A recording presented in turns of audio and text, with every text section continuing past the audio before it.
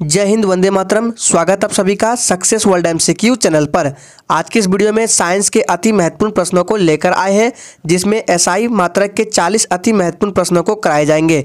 आपके हर एक एग्जाम में इस टॉपिक से 1 से 2 प्रश्न अवश्य पूछे जाते हैं। तो चलिए आज के इस वीडियो को स्टार्ट करते हैं। तो आज की इस क्लास का सबसे पहला प्रश्न है, यंग प्रत्यास्था गुणांक का एसआई मात्रक क्या होता है। आपके सामने ऑप्शन 4 दिए गए हैं और आपको प्रत्येक प्रश्न के लिए आंसर करने के लिए मैक्सिमम 5 सेकंड का टाइम दिया जाता है। अगर आपको इनमें से पहले से किसी भी प्रश्न का आंसर आता है तो आप लोग कमेंट बॉक्स में जरूर दीजिएगा। तो इसका राइट आंसर ऑप्शन चला जाएगा ए के साथ।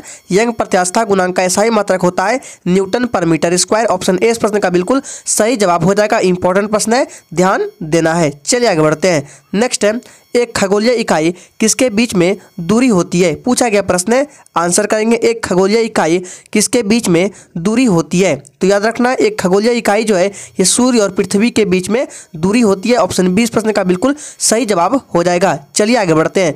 तीसरा प्रश्न है, आवेश का मात्रक क्या होता है। यह प्रश्न बहुत बार एग्जाम में पूछा गया है। आवेश का मात्रक क्या होता है। इसका सही जवाब है कूलम्ब। आवेश का मात्रक क्या होता है, कूलम्ब होता है। ऑप्शन सी इस प्रश्न का बिल्कुल सही जवाब हो जाएगा। नेक्स्ट है, ताप का मात्रक क्या होता है। चलिए आंसर करते जाएंगे। इंपॉर्टेंट प्रश्न है, ताप का मात्रक क्या होता है। ध्यान दीजिएगा, यहाँ पे सिर्फ ताप का मात्रक पूछा जा रहा है, ना कि एसआई मात्रक। इसका राइट आंसर देखिए, ताप का मात्रक जो है केल्विन भी होता है, सेल्सियस भी होता है और फ़ारेनहाइट भी होता है। इसका राइट आंसर डी के साथ चला जाएगा, उपयुक्त सभी। लेकिन आपसे पूछे कि ताप का एसआई मात्रक क्या होता है, तब आपको आंसर करना है केल्विन। याद रखना है, ताप का एसआई मात्रक पूछे तो केल्विन करना है, लेकिन सिर्फ पूछे कि ताप का मात्रक तो तीनों हो जाएंगे, याद रखने हैं। और बात करते हैं कि शरीर का जो तापमान है केल्विन में कितना होता है। पूछा जाता है एग्जाम में, कई बार पूछा भी गया है कि शरीर का तापमान केल्विन में कितना होता है, तो 310 केल्विन होता है। फ़ारेनहाइट में कितना होता है, तो 98 याद रखिएगा 98.6 डिग्री फ़ारेनहाइट होता है। और सेल्सियस में 37 डिग्री सेल्सियस होता है। तीनों प्रश्नों को याद रखना है। शरीर का तापमान केल्विन में 310 केल्विन, फ़ारेनहाइट में 98.6 डिग्री और सेल्सियस में 37 डिग्री सेल्सियस होता है। सभी पॉइंट्स को याद रखना है, इंपॉर्टेंट है। नेक्स्ट है, चुंबकीय फ्लक्स का मात्रक क्या होता है। फटाफट से आंसर करते जाएंगे। और फ्रेंड्स, अगर आपको किसी भी प्रश्न में थोड़ा भी डाउट होता है तो तुरंत आप कमेंट करके पूछ सकते हैं, आपको रिप्लाई तुरंत दिया जाएगा। तो चुंबकीय फ्लक्स का मात्रक क्या होता है, वेबर होता है। ऑप्शन सी इस प्रश्न का बिल्कुल सही जवाब देगा, वेबर होता है। चलिए आगे बढ़ते हैं। नेक्स्ट है, प्रेरक का मात्रक क्या होता है। चलिए आंसर करते जाएंगे। आपको आंसर ABCD करके नहीं करने, जो एग्जैक्ट आंसर है उनको टाइप करना है। मैं सभी के आंसर को चेक करूंगा। प्रेरक का मात्रक क्या होता है, इसका सही जवाब है हेनरी। याद रखना है, प्रेरक का मात्रक हेनरी होता है। ऑप्शन सी इस प्रश्न का बिल्कुल सही जवाब हो जाएगा। और जो भी स्टूडेंट चैनल पर पहली बार आए, चैनल को सब्सक्राइब कर लेंगे ताकि इस तरह के वीडियो आपसे कभी छूटे ना, और साथ में बेल आइकन को भी जरूर प्रेस कर लेंगे। नेक्स्ट है, भोजन की ऊर्जा किस इकाई में मापी जाती है। फटाफट से आंसर करेंगे। भोजन की ऊर्जा किस इकाई में मापी जाती है। तो भोजन की ऊर्जा जो है ये कैलोरी में मापी जाती है। ऑप्शन 20 प्रश्न का बिल्कुल सही जवाब हो जाएगा। नेक्स्ट क्वेश्चन है, किलोवाट घंटा किसकी इकाई होती है। पूछा गया प्रश्न है, चलिए आंसर करेंगे। किलोवाट घंटा किसकी इकाई होती है। तो याद रखना है, ये क्षमता की इकाई होती है। क्षमता को हम पावर भी बोलते हैं, यानी कि पावर की इकाई किलोवाट घंटा। याद रखना इंपॉर्टेंट है। चलिए आगे बढ़ते हैं। नेक्स्ट है, कार्य करने की दर को क्या कहा जाता है। चलिए आंसर करते जाएंगे। और फ्रेंड्स, हम फिर से बोल रहे हैं कि इस टॉपिक से आपके हर एक एग्जाम में 1 से 2 प्रश्न अवश्य बनते हैं। तो कार्य करने की दर को क्षमता कहा जाता है, जिसको पावर भी बोलते हैं। ऑप्शन ए इस प्रश्न का बिल्कुल सही जवाब हो जाएगा। चलिए आगे बढ़ते हैं। नेक्स्ट है, खगोलीय दूरी को किस इकाई में मापा जाता है। चलिए आंसर करेंगे। चलिए, और फ्रेंड्स, आपको इस सेशन का PDF भी दिया जाएगा बिल्कुल फ्री में, वो भी आंसर के साथ। बस आप वीडियो में बने रहिए।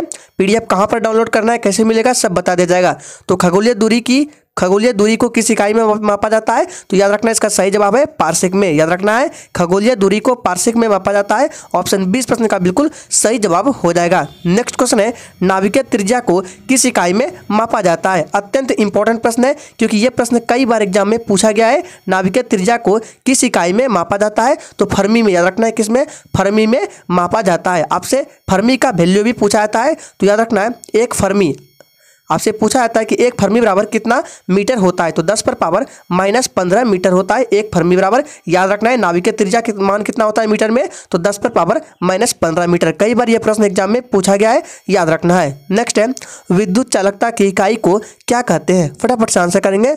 विद्युत चालकता की इकाई क्या होता है। तो विद्युत चालकता की इकाई अगर आपने ऑप्शन ए को दिया है तो बिल्कुल सही जवाब है महो। याद रखना है, विद्युत चालकता की इकाई क्या है, महो है। नेक्स्ट क्वेश्चन है चुंबकीय प्रेरण क्षेत्र की इकाई क्या होती है। मोस्ट इंपॉर्टेंट वीवीआई प्रश्न आपके एग्जाम के लिए, चुंबकीय प्रेरण क्षेत्र की इकाई क्या होती है, अत्यंत इंपॉर्टेंट प्रश्न है।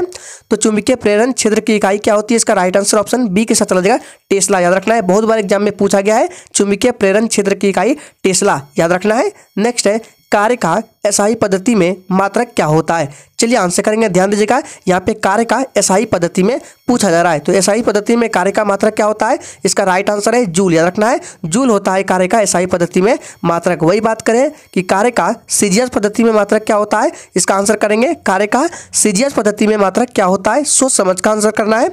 याद रखना है, कार्य का सीजीएस पद्धति में मात्रक अर्घ होता है। ऑप्शन ए इस प्रश्न का बिल्कुल सही जवाब हो जाएगा। एक वैल्यू यहाँ से पूछा जाता है, देखिए कार्य का एसआई पद्धति में मात्रक जूल होता है और कार्य का सीजीएस पद्धति में मात्रक अर्घ होता है। तो यहाँ से दोनों के बीच आपके रिलेशन बन रहे, जो कि पूछा जाता है, आपसे पूछा जाता है कि एक अर्घ बराबर कितना जूल होता है। तो ध्यान दीजिएगा, एक अर्घ बराबर 10 पर पावर -7 जूल होता है। याद रखना इंपॉर्टेंट है, पूछा जाता है एग्जाम में, एक अर्घ बराबर कितना जूल, तो 10 पर पावर -7 जूल होता है। नेक्स्ट है धारिता की इकाई क्या होती है। इंपॉर्टेंट प्रश्न, आंसर करेंगे, अच्छा प्रश्न पूछा गया प्रश्न है, धारिता की इकाई क्या होती है। चलिए तो देखिए धारिता की जो इकाई है आपके ऑप्शन में मिल रहे फैराड, यहाँ पे फैराडे लिखा गया है, क्या राइट आंसर होगा, फैराड। देखिए धारिता की इकाई एक और होता है कूलम, यहाँ लिख रहे हैं कूलम पर वोल्ट होता है। ठीक है, अगर ऑप्शन में आपको मिले कूलम पर वोल्ट तो ये भी टिक कर सकते हैं, अगर फैराड मिले तो ये भी टिक कर सकते हैं, दोनों ही आंसर सही है। धारिता की इकाई फैराड और कूलम पर वोल्ट है। नेक्स्ट है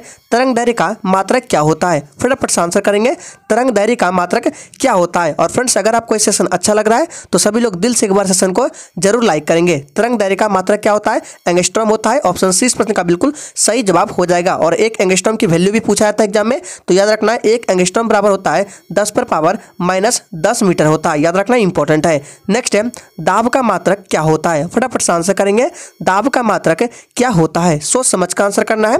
तो ध्यान दीजिएगा, दाब का मात्रक पास्कल होता है। ऑप्शन डी इस प्रश्न का बिल्कुल सही जवाब हो जाएगा, पास्कल होता है। नेक्स्ट है ऊर्जा का मात्रक क्या होता है। आंसर करेंगे ऊर्जा का मात्रक क्या होता है। तो ध्यान दीजिएगा, ऊर्जा का मात्रक भी जूल होता है और कार्य का एसआई मात्रक भी जूल होता है, दोनों को याद रखना है, इंपॉर्टेंट है। नेक्स्ट है शक्ति का मात्रक क्या होता है, यानी कि पावर का मात्रक पूछा जा रहा है, शक्ति का मात्रक क्या होता है। चलिए तो शक्ति का मात्रक क्या होता है, वाट होता है। ऑप्शन ए इस प्रश्न का बिल्कुल सही जवाब हो जाएगा, शक्ति का मात्रक वाट होता है। नेक्स्ट है बल का एसआई मात्रक क्या होता है। फटाफट से आंसर करेंगे, देखिए यहाँ पे क्या पूछा जा रहा है, बल का एसआई मात्रक। तो बल का जो एसआई मात्रक है क्या होता है, इसका राइट आंसर ऑप्शन सी के साथ चला जाएगा, न्यूटन होता है। लेकिन आपसे पूछे कि बल का गैर एसआई मात्रक यानी कि नॉन एसआई मात्रक पूछे तो डाइन होता है, दोनों को याद रखना इंपॉर्टेंट है। बल का एसआई मात्रक न्यूटन और बल का गैर एसआई यानी कि नॉन एसआई मात्रक क्या होता है, डाइन होता है, याद रखना इंपॉर्टेंट है। चलिए आगे बढ़ते हैं। नेक्स्ट क्वेश्चन है बल का गैर एसआई मात्रक क्या होता है। फटाफट से आंसर करेंगे, बल का गैर एसआई मात्रक यानी कि नॉन एसआई मात्रक क्या होता है, तो डाइन होता है। ऑप्शन सी इस प्रश्न का बिल्कुल सही जवाब हो जाएगा, डाइन। ये ध्यान दीजिएगा, यहाँ पे डा इन ऐसे होगा, डाइन होता है। चलिए इसी के साथ आगे बढ़ते हैं। नेक्स्ट क्वेश्चन है 1 न्यूटन कितने डाइन के बराबर होता है। पूछा गया प्रश्न, आंसर करेंगे 1 न्यूटन कितने डाइन के बराबर होता है।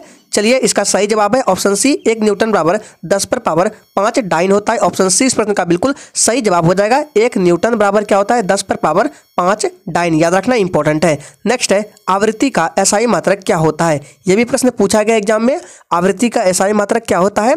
तो आवृत्ति का एसआई मात्रक हर्ट्ज होता है। ऑप्शन बी इस प्रश्न का बिल्कुल सही जवाब हो जाएगा और हर्ट्ज का सिंबल ऐसे लिखा जाता है, सिंबल को भी याद रखना है, इंपॉर्टेंट है। नेक्स्ट है किसी चालक की वैद्युत प्रतिरोधकता का एसआई मात्रक क्या होता है। अत्यंत इंपॉर्टेंट और वीवीआई प्रश्न आपके एग्जाम के लिए, किसी चालक की वैद्युत प्रतिरोधकता का एसआई मात्रक क्या होता है, बहुत बार एग्जाम में पूछा गया है। इसका राइट आंसर है क्या हो जाएगा, ओम मीटर होता है। वैद्युत प्रतिरोधकता का एसआई मात्रक ओम मीटर होता है, याद रखना है। नेक्स्ट है प्रकाश वर्ष किसकी इकाई होती है। फटाफट से आंसर करेंगे, ये भी प्रश्न आपके एग्जाम के लिए मोस्ट इंपॉर्टेंट है, इसको ध्यान रखेंगे। तो प्रकाश वर्ष किसकी इकाई होती है, दूरी का, याद रखना है दूरी। ऑप्शन 20 प्रश्न का बिल्कुल सही जवाब हो जाएगा। बहुत बच्चे समय को मारते हैं आंसर, लेकिन समय नहीं है, प्रकाश वर्ष जो है ये दूरी का इकाई है, याद रखना इंपॉर्टेंट है। नेक्स्ट है एक प्रकाश वर्ष कितने मीटर के बराबर होता है। फटाफट से आंसर करेंगे, चलिए अब बात करते हैं कि आपको इसका पीडीएफ कहां पर मिलेगा। तो देखिए पीडीएफ के लिए डिस्क्रिप्शन बॉक्स में टेलीग्राम चैनल का लिंक दिया गया है, जाइए लिंक पर क्लिक करके टेलीग्राम चैनल को ज्वाइन कर लीजिए। वहां पर जाकर आप इसका पीडीएफ बिल्कुल फ्री में डाउनलोड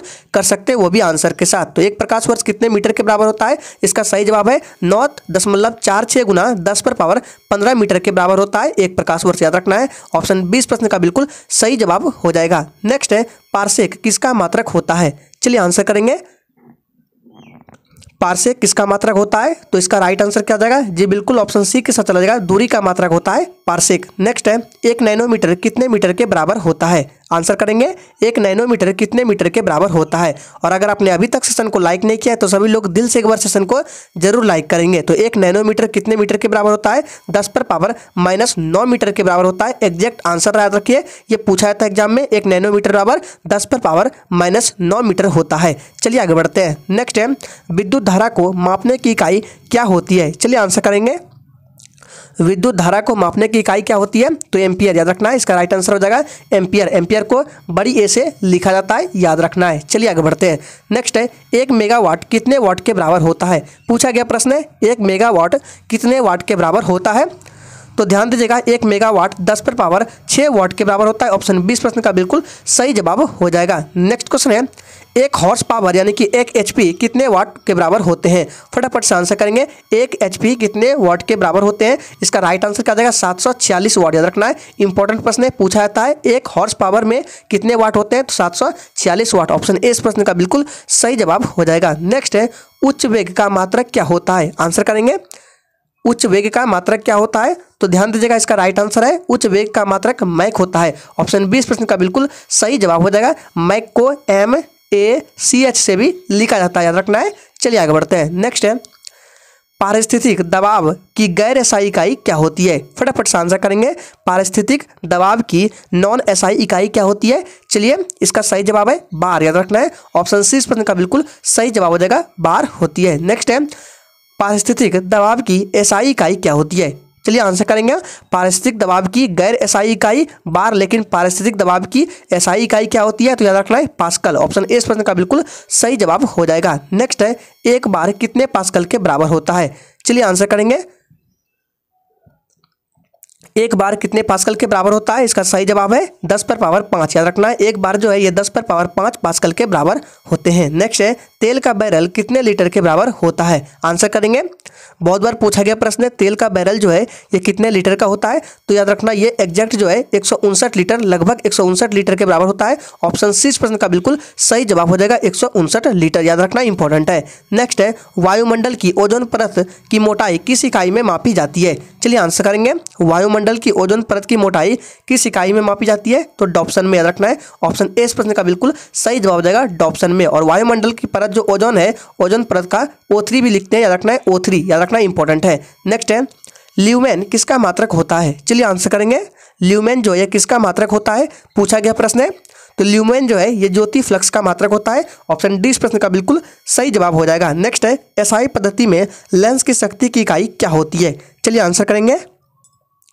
एसआई पद्धति में लेंस की शक्ति की इकाई क्या होती है? इसका राइट आंसर क्या जाएगा? जी बिल्कुल ऑप्शन चला देगा डायोप्टर। ऑप्शन 20 प्रश्न का बिल्कुल सही जवाब हो जाएगा। आज के सेशन का आखिरी प्रश्न है ध्वनि या शोर की तीव्रता की इकाई क्या होती है? फटाफट से आंसर करेंगे। ये भी प्रश्न कई बार एग्जाम में पूछा गया है कि ध्वनि की तीव्रता की इकाई क्या होती है। इसका राइट आंसर चला देगा ऑप्शन बी के साथ डेसिबल, याद रखना है। ऑप्शन 20 प्रश्न का बिल्कुल सही जवाब हो जाएगा। तो आज के सेशन में ये 41 अति महत्वपूर्ण प्रश्नों को रखा गया था। तो आज के लिए इतना ही, तब तक के लिए जय हिंद।